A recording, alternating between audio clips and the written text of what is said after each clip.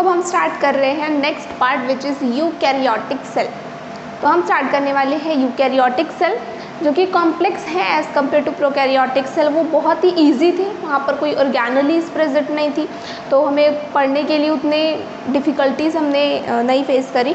But यहाँ पर अपने पास यूकैरियोटिक सेल में प्रॉपर कंपार्टमेंटलाइजेशन होता है बिटवीन साइटोप्लाज्म एंड अपने पास न्यूक्लियस एंड ऑर्गेनेलीज। तो यहाँ पर हम देखेंगे कि यूकैरियोटिक सेल जो है अपनी, जो कि किस किस ऑर्गेनिज्म के अंदर पाई जाती है। तो सबसे पहले अपने पास आते हैं प्रोटिस्टा, प्रोटिस्टा के बाद फंगी एंड देन अपने पास एनिमल एंड प्लांट्स। तो यहाँ पर कॉम्प्लेक्स ऑर्गेनिज्म के अंदर जो है वो यूकैरियोटिक सेल अपनी प्रेजेंट होती है, ये आपको याद रखनी है। बट अगर मैं बात करूँ कि यूकैरियोट्स में सारे जो सेल हैं क्या वो सेम होंगे? यूकैरियोटिक सेल सारे ऑर्गेनिज्म के अंदर लाइक प्लांट है, एनिमल्स है, क्या सब में सेम होंगे? तो ऐसा नहीं है, डिफरेंस अपने पास अराइज होता है। तो यहाँ पर आप लिखेंगे, सपोज करिए अपने पास है plant and this is animal. तो अगर मैं बात करती हूँ सेल वॉल की, तो सेल वॉल की अगर मैं बात करती हूँ तो प्लांट एंड एनिमल में क्या दोनों में प्रेजेंट है, या फिर दोनों में एब्सेंट है, या फिर दोनों में है बट डिफरेंट है? कैसा होता है कि प्लांट में सेल वॉल जो है वो प्रेजेंट होती है, एनिमल में सेल वॉल नहीं होती है। तो ये तो एक डिफरेंस हो गया ना यूकैरियोटिक और यूकैरियोटिक सेल में, बट जो अलग अलग इंडिविजुअल लाइक प्लांट में एंड एनिमल में। तो यहाँ पर ये तो डिफरेंस आ गया ना पहला, कि सारी यूकैरियोटिक सेल जो है वो सेम नहीं होती। दूसरा अपने पास आता है लाइक सेंट्रियोल। सेंट्रियोल एक ऐसा स्ट्रक्चर है, मैंने पहले बताया था, जो कि सेल डिवीज़न में हेल्प करता है। बट ये तो सिर्फ एनिमल में प्रेजेंट होता है, प्लांट में तो ये कहीं प्रेजेंट नहीं होता। तो प्लांट में प्रेजेंट नहीं है, एनिमल में प्रेजेंट है। ऐसे कुछ स्ट्रक्चर्स हमारे सामने आ रहे हैं जो कि यूकैरियोटिक सेल को बता रहे हैं कि यूकैरियोटिक सेल भी अलग अलग टाइप की होती है, अगर मैं अलग अलग इंडिविजुअल की बात करती हूँ। उसके बाद अपने पास आता है लाइक प्लास्टिड की मैं बात करती हूँ। Plastid, plasmid and plastid are different. Plasmid जो था अपने पास वो क्या था, प्रोकैरियोटिक में ही प्रेजेंट होता था, और वो एक्स्ट्रा क्रोमोसोमल डीएनए अपने पास था, जो कि क्या करता था, फॉरेन डीएनए को ट्रांसफ़र करने में हेल्प करता था। बट यहाँ पर अपने पास हमने देखा प्लास्टिड, प्लास्टिड जो है वो पिगमेंटेशन देने में हेल्प करता है, जो कि सिर्फ और सिर्फ प्लांट के सेल में पाया जाता है, एनिमल सेल में प्लास्टिड नहीं पाया जाता। इसके बाद अपने पास है लाइक वैक्यूल की अगर मैं बात करूँ तो लार्ज वैक्यूल, लार्ज वैक्यूल की बात करूँ, देखो कई बार क्वेश्चन आ जाता है कि क्या वैक्यूल प्लांट और एनिमल दोनों सेल में प्रेजेंट होता है? तो हाँ बिल्कुल, जो अपना वैक्यूल है वो दोनों सेल में प्रेजेंट होगा, बट डिफरेंस आता है लार्ज वैक्यूल का। अगर मैं बात करती हूँ प्लांट के केस में तो लार्ज वैक्यूल प्रेजेंट होता है, एनिमल में लार्ज वैक्यूल नहीं है। मैं लार्ज वैक्यूल की बात कर रही हूँ। यहाँ पर 90% पूरा सेल का जो है वो वैक्यूल ले लेता है प्लांट के केस में। एनिमल के केस में वो बहुत छोटा सा होता है, ऑलमोस्ट नहीं के बराबर अपने पास बोल सकते हैं, पर ये भी नहीं बोल सकते कि एनिमल में कम्प्लीटली एब्सेंट है। होता है एनिमल में वैक्यूल, बट लार्ज वैक्यूल नहीं होता है। तो अब हम देखेंगे कि यूकैरियोटिक सेल में, यहाँ पर हम देखेंगे कि यूकैरियोटिक सेल में एक्चुअल में कैसी चीज़ें जो है वो प्रेजेंट होती हैं। यूकैरियोट्स में यहाँ पर डीएनए है, तो कौन सा डीएनए अपने पास प्रेजेंट था, कौन सा डीएनए प्रेजेंट था, डबल स्टैंडर्ड लीनियर एंड कैसा था, डबल स्टैंडर्ड लीनियर डीएनए अपने पास प्रेजेंट था, double standard linear DNA present था। अब यहाँ पर यूकैरियोटिक सेल में अगर मैं बात करूँ तो ये प्लाज्मा मेम्ब्रेन है, और अगर प्लांट की बात कर रहे हैं तो सेल वॉल भी प्रेजेंट होगी। तो अगर मैं बात कर रही हूँ एनिमल के केस में तो सेल वॉल एब्सेंट है, और प्लांट के केस में सेल वॉल प्रेजेंट है। तो अगर मैं बात कर रही हूँ एनिमल की, एनिमल में अपने पास प्लाज्मा मेम्ब्रेन आउटर लेयर है। यहाँ पर यूकैरियोट्स में कई सारे ऑर्गेनेलीज प्रेजेंट होते हैं। तो ऑर्गेनेलीज की वजह से एक कंपार्टमेंटलाइजेशन है, ये साइटोप्लाज्म है और ऑर्गेनेली। तो प्रॉपर यहाँ पर क्या है, यूकैरियोटिक सेल में कंपार्टमेंटलाइजेशन है। कंपार्टमेंटलाइजेशन मतलब होता है सेपरेशन, बिल्कुल साइटोप्लाज्म के बीच में और ऑर्गेनेलीज के बीच में एक सेपरेशन है, एक दीवार मैं बोल सकती हूँ, बिकॉज यहाँ पर मेम्ब्रेन बाउंड ऑर्गेनेलीज प्रेजेंट है। क्या बोलूँगी मैं यहाँ पर, मेम्ब्रेन बाउंड ऑर्गेनेलीज जो अपने पास है वो प्रेजेंट है। मेम्ब्रेन बाउंड ऑर्गेनेलीज जो है वो यूकैरियोटिक सेल में प्रेजेंट है। कंपार्टमेंटलाइजेशन अपने पास है। उसके बाद हम देखेंगे कि ये जो प्लाज्मा मेम्ब्रेन है, बिकॉज सबसे पहला पार्ट यहाँ पर आता है प्लाज्मा मेम्ब्रेन, चूँकि मैं प्रोकैरियोट और यूकैरियोट दोनों के लिए समझा रही हूँ, बिकॉज ये दोनों में एक ऐसा स्ट्रक्चर है जो कि सेम होता है। मैंने आपको सबसे पहले कहा था कि प्लाज्मा मेम्ब्रेन एक ऐसा स्ट्रक्चर है जो यूकैरियोट प्रोकैरियोट में सेम होता है। अरेंजमेंट जो है वो सारी की सारी सेम होगी, डिफ़र कहा करते हैं वो मैं आपको बता दूंगी। बट यहाँ पर अपने पास आता है प्लाज्मा मेम्ब्रेन, ऊपर की मेम्ब्रेन सेल की मैं यूकैरियोट्स प्लस प्रोकैरियोट्स दोनों के लिए समझा रही हूँ। तो प्लाज्मा मेम्ब्रेन अपने पास आती है जो कि आउटर मोस्ट लेयर है, किसके केस में, एनिमल के केस में, और प्लांट के केस में उसके ऊपर भी एक लेयर है जिसको हम सेल वॉल कहते हैं। तो यहाँ पर अगर मैं इसकी डायग्राम ड्रॉ करूँ तो कुछ इस तरीके से होती है।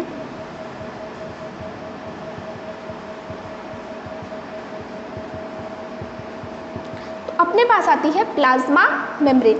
1950 में प्लाज्मा मेम्ब्रेन की स्टडी की गई, क्योंकि तब इलेक्ट्रॉन माइक्रोस्कोप डिस्कवर हो चुका था, तो हम ज़्यादा जूम करके चीज़ों को देख सकते थे। तो सेल में हमने देखा कि प्लाज्मा मेम्ब्रेन जैसी कोई चीज़ें होती हैं, और इस प्लाज्मा मेम्ब्रेन में हमने देखा कि दो चीज़ें होती। सबसे पहले मैं आरबीसी की बात करी, क्योंकि आरबीसी की एक ऐसी सेल है जो कि ईजी है स्टडी करना, ईजी थी, बहुत ज़्यादा ईजी थी, बिकॉज बहुत सारी नंबर्स में भी पाई जाती है, और एज वेल एज इसकी जो स्टडी थी वो करना भी बहुत ज़्यादा ईजी था। बट हमने आरबीसी की सेल को ऑब्जर्व किया और इसमें ना कुछ चीज़ें यहाँ पर हमको दिखी कि इसमें क्या क्या प्रेजेंट है। तो अपने ने देखा कि यहाँ पर ना प्रोटीन प्रेजेंट है, लिपिड भी प्रेजेंट है, और कुछ अमाउंट ऑफ कार्बोहाइड्रेट भी प्रेजेंट है, जो कि हम देखेंगे। शुगर एंड कार्बोहाइड्रेट वगैरह अपने पास प्रेजेंट, 30% लिपिड प्रेजेंट था, ये अपने पास था, 52% प्रोटीन प्रेजेंट था, और ये अपने पास 8% अपने पास शुगर वगैरह जो कार्बोहाइड्रेट है एक्सेट्रा प्रेजेंट था। अपने पास प्लाज्मा मेम्ब्रेन में दो चीज़ें प्रेजेंट होती हैं। पहली चीज़ प्रेजेंट होती है प्रोटीन, जो मैक्सिमम अमाउंट में दो चीज़ें प्रेजेंट है, प्रोटीन एंड लिपिड मैक्सिमम चीज़ों में। इनका ज़्यादा है, ये तो बहुत कम है, शुगर वगैरह जो है बहुत कम है, 8% है। आपने कई बार सोचा होगा कि प्लाज्मा मेम्ब्रेन का नेचर कैसा है। नेचर कैसा है मतलब क्या वो सॉलिड है, क्या वो लिक्विड है, कैसी चीज़ है वो। तो वो है अपने पास क्वाजी, यहाँ पर लिखेंगे क्वाजी फ्लूइड नेचर की है। इसको मैं बोल सकती हूँ सेमी फ्लूइड नेचर की है। सेमी फ्लूइड नेचर मतलब क्या होता है, कुछ अमाउंट उसका लिक्विड है और कुछ जो है वो अपने पास सॉलिड पोर्शन है। तो अगर मैं बात करती हूँ ये नेचर दिया किसने, तो ऑब्वियसली जो मैक्सिमम अमाउंट में प्रेजेंट अपने पास प्रोटीन एंड लिपिड है। प्रोटीन की वजह से जो अपने पास प्लाज्मा मेम्ब्रेन है उसको सॉलिड नेचर मिलता है, और लिपिड की वजह से लिक्विड नेचर मिलता है। तो दोनों मिला करके हम बोलते हैं quasi fluid nature, it means semi fluid nature अपने पास होता है। अब हम देखेंगे कि एक्चुअल में जो अपने पास ये प्लाज्मा मेम्ब्रेन है, देखो ये मैं ऐसा ड्रॉ करके दिखा रही हूँ। एक्चुअल में यहाँ पर साइटोप्लाज्म प्रेजेंट है, और ये पूरी ऐसी सेल में अपने पास प्लाज्मा मेम्ब्रेन होती है। इससे पहले आपको दो टर्म्स जो हैं वो बिल्कुल अच्छे से पता होनी चाहिए, अगर आप आगे जो है वो मूव कर सके। सबसे पहले अपने पास आती है पोलर, नॉन पोलर। पोलर मतलब क्या होता है, जिसके ऐसे पोल्स होते हैं, जिसमें मतलब एक साइड आपको नेगेटिव पोल दिखेगा और ये पॉजिटिव पोल दिखेगा। और नॉन पोलर मीन्स यहाँ पर कोई पोल्स अपने पास क्रिएट नहीं है। तो पोलर मीन्स जहाँ पर पॉजिटिव नेगेटिव पोल क्रिएट है, नॉन पोलर मतलब ये पूरा न्यूट्रल है। इसके बाद आता है हाइड्रोफोबिक, और आ जाता है हाइड्रोफिलिक। तो व्हाट इज हाइड्रोफोबिक, हाइड्रोफिलिक, आपको इतना तो पता होगा। हाइड्रो मीन्स वाटर, अभी के लिए हाइड्रो मीन्स अपने पास water, phobic means phobia means डर, तो यहाँ से पानी से डर, मीन्स हाइड्रोफोबिक एक ऐसे सब्सटेंसेस है जिसको पानी से डर लगता है, इट मीन्स ये वाटर सॉल्युबल नहीं है। अब हाइड्रो मीन्स वाटर और फिरिक मीन्स अपने पास लविंग, मीन्स ये अपने पास आ जाते हैं वाटर लविंग। तो हाइड्रोफोबिक मीन्स आते हैं जो कि वाटर से क्या करते हैं, डरते, इट मीन्स वाटर सॉल्युबल नहीं है। और हाइड्रोफिलिक अपने पास वाटर लविंग सब्सटेंसेस होते हैं। तो यहाँ पर अपने पास ये दिख रहा है, ये जो मीन्स ये जो लिपिड से बनी हुई जो हम बोलेंगे ना कि 2 लेयर्ड वाली जो अपने पास प्लाज्मा मेम्ब्रेन है, जिसको हम बाइलेयर कहते हैं।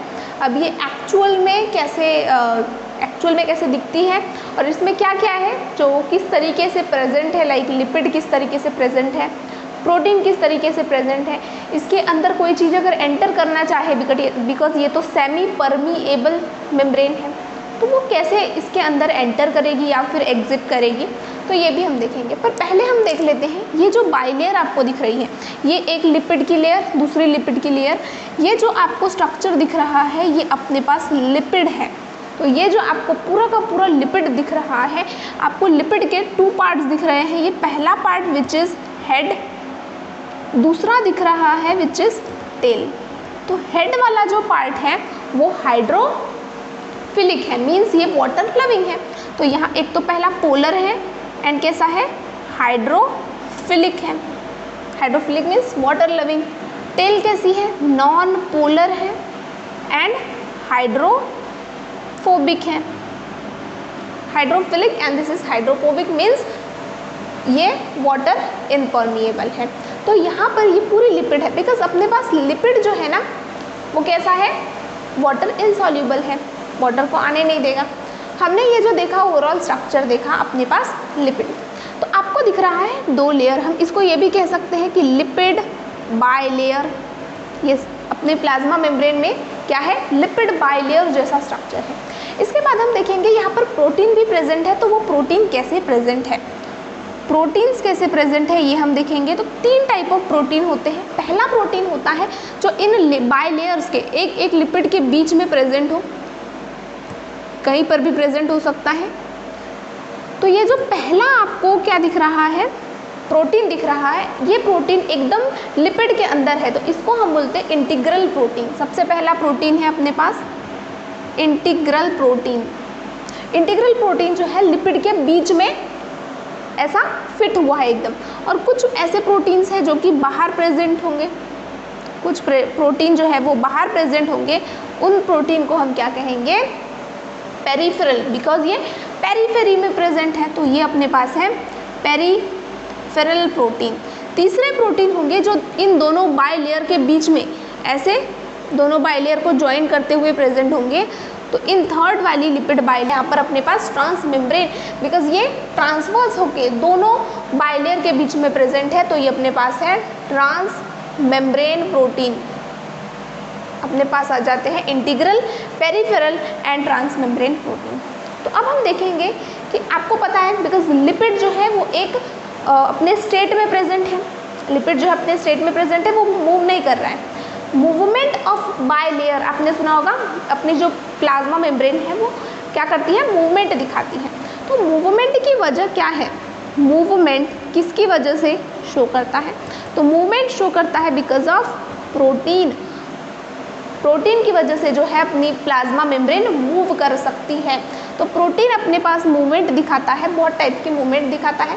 सबसे पहली अगर मैं बात करूं, अगर इंटीग्रल प्रोटीन मूव कर रहे हैं, मतलब ये वाले प्रोटीन अगर मूव कर रहे हैं एक दूसरे से, अगर क्या कर रहे हैं, मूव कर रहे हैं, तब ये क्या होगी, लेटरल मूवमेंट अपने पास देखी जाएगी। अपने पास देखी जाएगी कौन सी मूवमेंट, लेटरल मूवमेंट।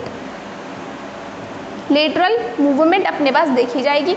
अगर 2 एंड अपने पास 1 वाला भी तो लेटरल मूवमेंट होगा, बट अगर ट्रांस मेम्ब्रेन वाले के साथ में ये आउटर वाली अगर अपने पास मेम्ब्रेन आई, जैसे कि 2 एंड 3 वाले प्रोटीन्स अपने पास हैं, या फिर 1 और 3 वाले प्रोटीन्स, तो यहाँ पर जो मूवमेंट देखी जाएगी वो देखी जाएगी अपने पास फ्लिप फ्लॉप मूवमेंट। सुना होगा कई बार आपने, फ्लिप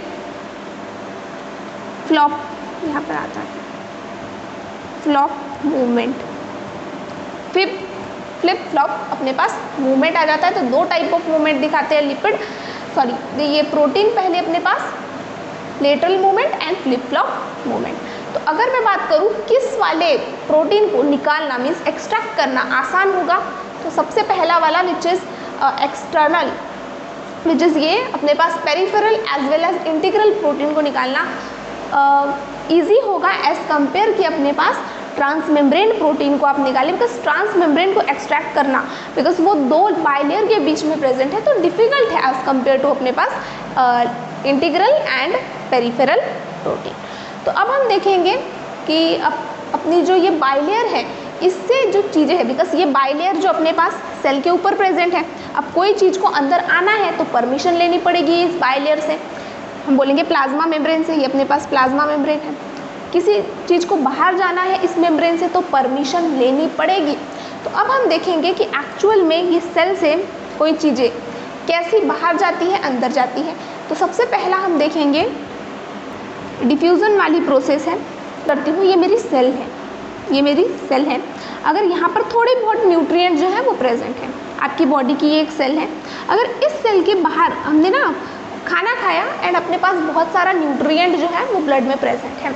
अब ब्लड में बहुत सारा न्यूट्रिएंट प्रेजेंट है, यहाँ कम है, यहाँ पर जो न्यूट्रिएंट है वो कम है और ब्लड में न्यूट्रिएंट जो है बाहर ज़्यादा है।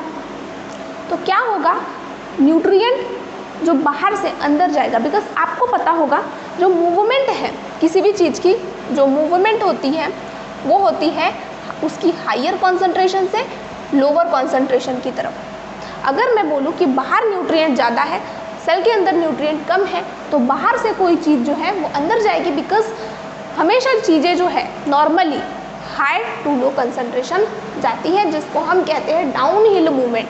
क्या कहते हैं, डाउन हिल मूवमेंट अपने पास आ जाती है। डाउन हिल मूवमेंट मतलब चीज़ें जो है हायर कॉन्सेंट्रेशन से लोअर कॉन्सेंट्रेशन में जाती है।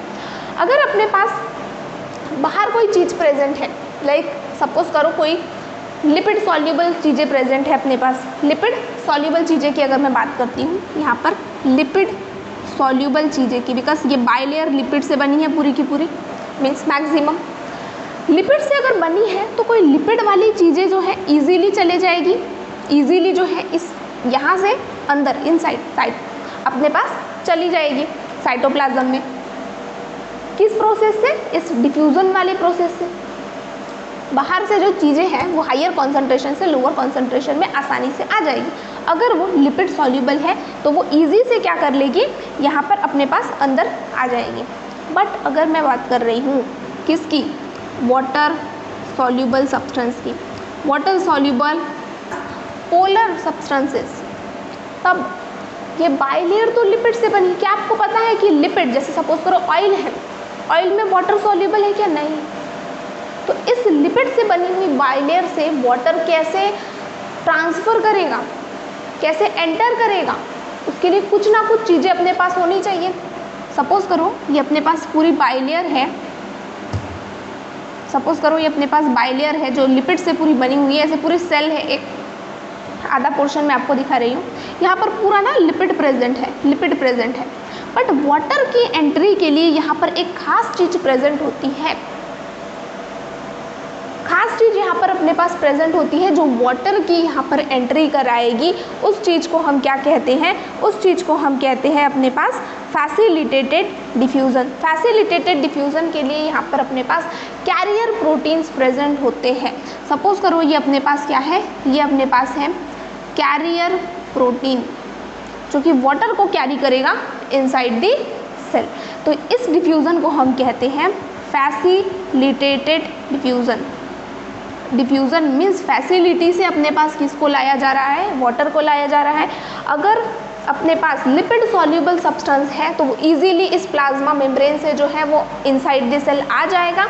बट अगर मैं बात कर रही हूँ पोलर सब्सटेंसेस की, वाटर सॉल्युबल सब्सटेंसेस की, तो इस केस में अपने पास जो है वो सब्सटेंस अंदर नहीं जा पाएगा। इस वजह से कैरियर प्रोटीन का यूज़ किया जाता है। कैरियर प्रोटीन जो है वो इजीली वाटर को इनसाइड सेल क्या करेगा, कैरी करेगा, ट्रांसफ़र करेगा। इस ट्रांसपोर्ट को हम कहते हैं फैसिलिटेटेड डिफ्यूज़न। थर्ड आता है अपने पास, अगर ये तो हुआ दोनों, ये जो दोनों हमने प्रोसेस सुनी इसमें no use of energy, energy नहीं लगी, energy is ATP, adenosine triphosphate, इसकी ज़रूरत नहीं लगी। बिकॉज ये जो पूरी प्रोसेस थी यहाँ पर हमने high concentration to low concentration चीज़ें को लेकर के गए। बट कभी ऐसा भी तो हो सकता है कि हमें चीज़ों को लो टू हाई कंसंट्रेशन लेनी पड़े। ऐसा भी हो सकता है कि लो टू हाई कंसंट्रेशन, जहाँ पर कम कंसंट्रेशन है बाहर आउटसाइड द सेल, और सेल के अंदर लेके जानी है, सेल के अंदर चीज़ें ज़्यादा होने के बावजूद भी। ऐसा हो सकता है ना कि हमें कभी ज़रूरत पड़ जाए कि लो कंसंट्रेशन से हाई कंसंट्रेशन में ले जाना है। अपने सेल में ज़्यादा चीज़ें होकर के भी हमें चीज़ों को और अंदर लाना है, तो क्या होगा, अपने पास एक ट्रांसपोर्ट आता है जिसमें एनर्जी की रिक्वायरमेंट होती है, उसको हम बोलते हैं एक्टिव ट्रांसपोर्ट। तो यहाँ पर अपने पास आ जाता है एक्टिव ट्रांसपोर्ट।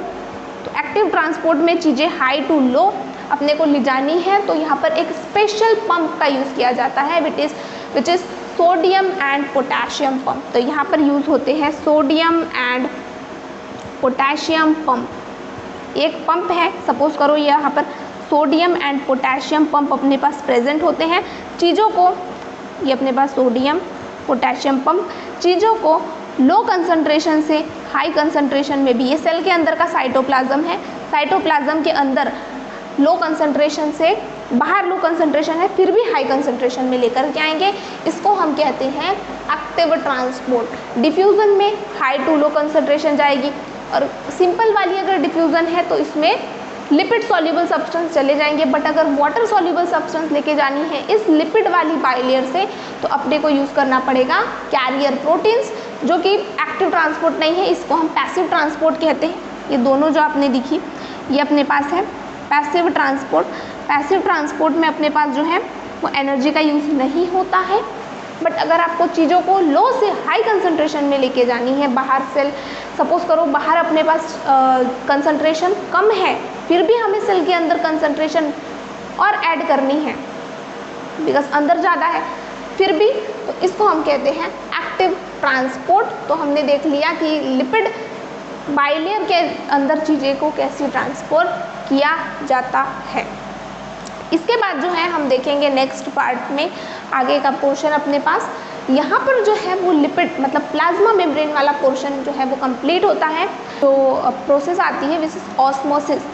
ऑस्मोसिस भी एक ऐसी ही प्रोसेस है जिससे हम entry and exit of water into और आउट ऑफ द सेल ना, इसको क्या कर सकते हैं, डिफाइन कर सकते हैं। तो ऑस्मोसिस अपने पास कुछ नहीं है, हमने देखा ना अभी कि वाटर जो है वो high concentration to low concentration, कोई भी चीज़ जा रही थी किसी भी चीज़ को हाई कंसंट्रेशन से लो कंसंट्रेशन अब जाते हैं, उसको डिफ्यूज़न कहते हैं। बट ये एक स्पेशल टाइप ऑफ डिफ्यूज़न है जो कि वाटर का, सिर्फ और सिर्फ वाटर के लिए, अगर हम बोल रहे हैं डिफ्यूज़न तो ये किसी भी चीज़ का डिफ्यूज़न हो सकता है, high to low concentration, water, nutrient और सब चीज़ के लिए। बट अगर हम स्पेसिफिकली वाटर का डिफ्यूज़न बोल रहे हैं तो उसको हम ऑस्मोसिस कहते हैं। ऑस्मोसिस क्या है, स्पेशल टाइप ऑफ डिफ्यूज़न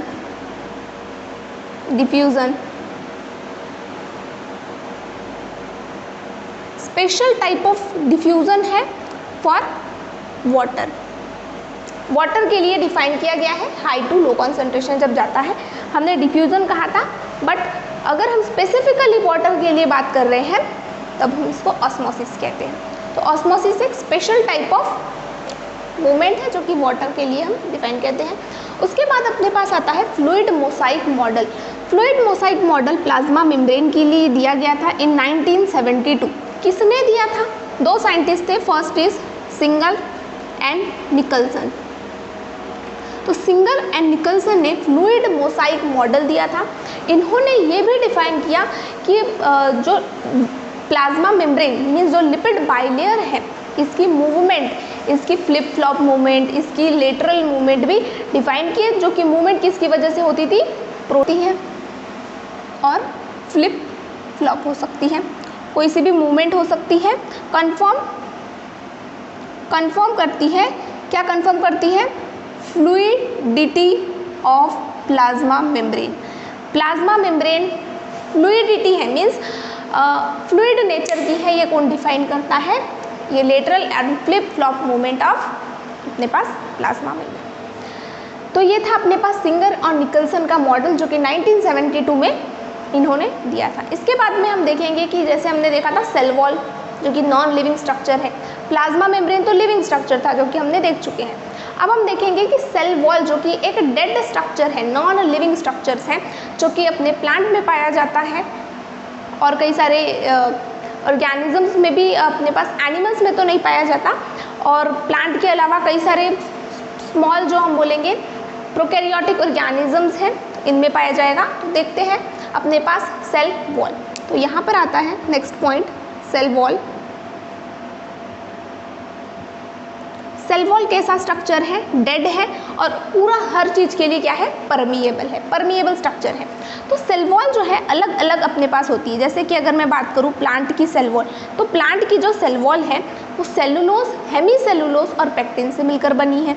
ये मटीरियल से अपने पास क्या है, सेल्यूलोज, हेमी सेल्यूलोज और अपने पास पेक्टिन से बनी हुई अलगी जो कि अपने पास प्रेजेंट है ना।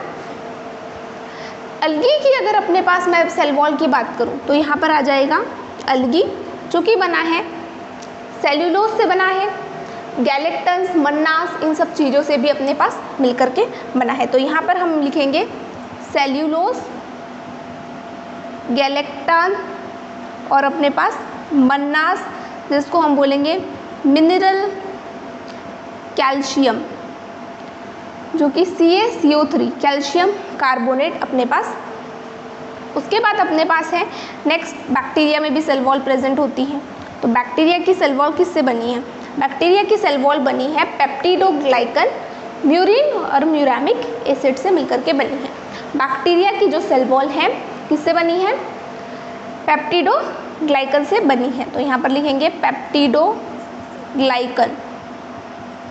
पेप्टिडोग्लाइकन बोल सकते हैं, म्यूरिन और muramic acid.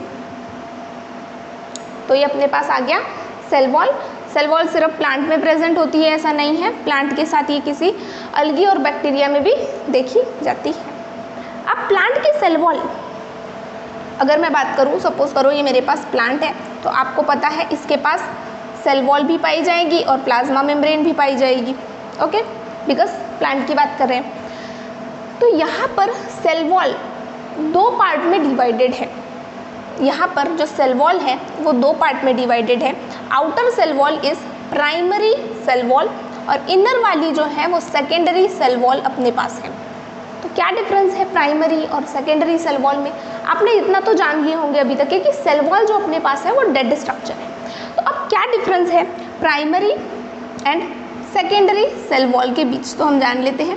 Primary cell wall कैसी है, ऊपर साइड है, मीन्स आउटर है, और ये इनसाइड है। Inside means inside primary cell wall, primary cell wall के अंदर प्रेजेंट है। ओके, उसके बाद प्राइमरी वाली अगर मैं बात करूँ तो पहले आएगी। प्राइमरी वाली सेल वॉल जो है वो थिन है अपने पास, और ये थोड़ी सी एज कम्पेयर टू ठीक है, बिकॉज यहाँ पर लिग्निन डिपॉजिट है, ये कई बार क्वेश्चन में आता है। सेकेंडरी सेल वॉल जो है प्लांट में वो थिक क्यों है, बिकॉज यहाँ पर लिग्निन डिपॉजिट हो गया है। बिकॉज प्राइमरी वाली पहली आएगी, लिग्निन डिपॉजिट कब होगा, जब ये क्या होती जाएगी, यंगर से क्या होती जाएगी, बूढ़ी होती जाएंगी हम बोलेंगे। तो ये लिग्निन प्रेजेंट आएगा। ये कंटिन्यूअस लेयर है, कैसी है, कंटिन्यूअस लेयर है, जबकि इसमें कई सारे पोर्स वगैरह हम देख सकते हैं सेकेंडरी सेल वॉल में। तो ये डिसकंटिन्यूअस है। उसके बाद हम प्राइमरी वॉल के लिए बोलेंगे ये यंगर है। यंगर है मीन्स पहले आती है, बिकॉज यंगर है एंड पहले आती है और इसमें ऐसे कोई लिग्निन वगैरह कोई प्रेजेंट नहीं है, तो ये हम बोलेंगे यंगर है। एंड यहाँ पर अपने पास क्या है, ये थोड़ी सी ओल्ड हो जाती है, ओल्ड है या फिर हम बोल सकते हैं मैच्योर अपने पास। तो यहाँ पर हमने देखा ऑस्मोसिस देखा। ऑस्मोसिस एक स्पेशल टाइप ऑफ मूवमेंट है जो कि वाटर के लिए होती है, हमेशा हायर टू लोअर कंसंट्रेशन ही है, जैसे डिफ्यूजन होता था, बस वाटर के लिए एक स्पेशल नाम दिया गया। फ्लूइड मोसाइक मॉडल सिंगल और निकलसन ने दिया था 1972 में। इन्होंने कन्फर्मेशन ऑफ जो अपने पास मूवमेंट है, फ्लिप फ्लॉप या फिर लेटरल मूवमेंट अपनी लिपिड की, वो दिखाई बिकॉज ऑफ प्रोटीन। उसके बाद सेल वॉल देखा जो कि डेड स्ट्रक्चर है और कैसा है, परमिएबल है ऑलमोस्ट सब चीज़ों के लिए। प्लांट में, अलगी में, बैक्टीरिया में अलग अलग मटेरियल से बनी हुई सेल वॉल हमने देखी। उसके बाद हमने देखा प्राइमरी और सेकेंडरी सेल वॉल प्लांट में, बिकॉज प्लांट में ही सेल वॉल प्रेजेंट होती है तो ऑब्वियसली हम प्लांट में देखेंगे। तो प्राइमरी वाली आउटर होती है और सेकेंडरी वाली इनसाइड अपने पास होती है।